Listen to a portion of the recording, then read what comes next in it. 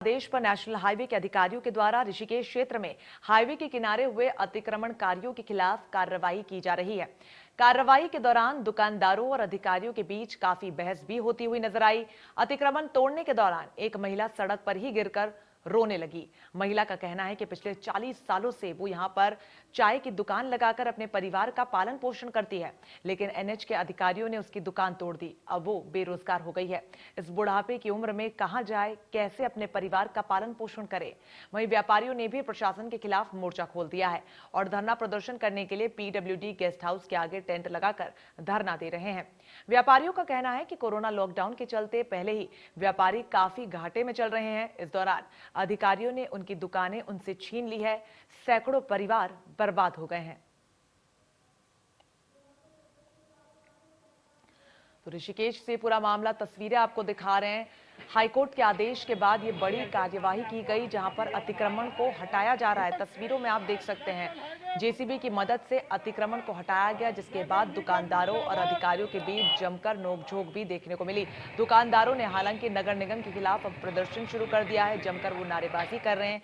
साफ तौर पर उनका कहना है कि लॉकडाउन के बाद से लगातार घाटा उनका हो रहा था। इन सब के बीच अब उनकी दुकानदार, उनके आजीविका का जो स्रोत थी, उसको भी उजाड़ दिया गया। इन सब के बीच एक बुजुर्ग महिला जो 40 सालों से वहां पर चाय की दुकान चला रही थी, उसका कहना है कि अब वो अपने परिवार का कैसे पेट पालेगी। सरकार अतिक्रमण तो हटा रही है, लेकिन उसका ऑल्टरनेटिव क्या कुछ खंगाला गया है, वो भी अपने आप में बड़ा सवाल है। हालांकि पीडब्ल्यूडी गेस्ट हाउस के सामने व्यापारी अब पूरी तरीके से विरोध कर रहे हैं। ये तस्वीरें आपको दिखा रहे हैं, जहां पर देखिए अतिक्रमण को हटाने की प्रक्रिया शुरू हुई तो जेसीबी मशीन इलाके में पहुंची और दुकानों को तोड़ने और ध्वस्त करने की कार्रवाई को आगे बढ़ाया गया। इस बीच ये बड़ी तस्वीरें भी सामने आई, जहां पर व्यापारी अब जमकर विरोध कर रहे हैं। साफ तौर पर उनका कहना है कि लॉकडाउन के बाद से काफी कुछ उनको नुकसान हुआ।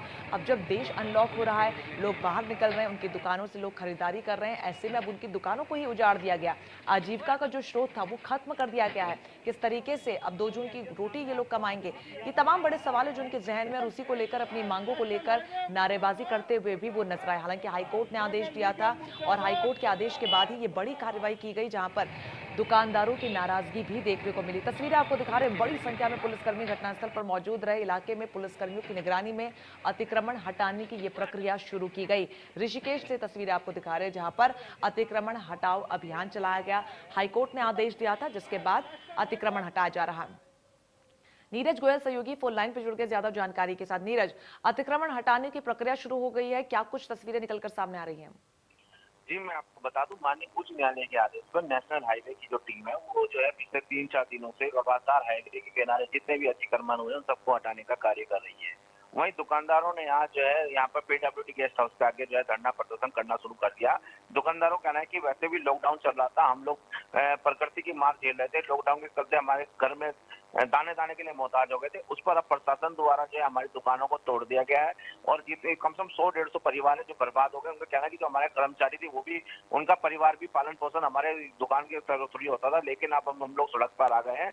वो इसी मांग को लेकर है कि या तो हमको कहीं स्थापित किया जाए और जो हमको मुआवजा दिया जाए, नहीं तो हम लोग धरना प्रदर्शन करेंगे। इसी को लेकर के वो लगातार धरना प्रदर्शन कर रहे हैं। उन्होंने धमकी दी है यदि जल्दी प्रशासन द्वारा हमको स्थापित कहीं और विस्थापित नहीं किया गया और हमें मुआवजा नहीं दिया गया तो हम परिवार सहित यहाँ भूख हड़ताल पर बैठ जाएंगे। इसके लिए शासन प्रशासन की बिल्कुल, उसी को लेकर अब धरना प्रदर्शन भी तमाम दुकानदारों का शुरू हो गए। बहुत बहुत शुक्रिया आपका तमाम जानकारी के लिए। आप बने रहिए हमारे साथ, लौटेंगे आपके पास कुछ और अपडेट्स के लिए।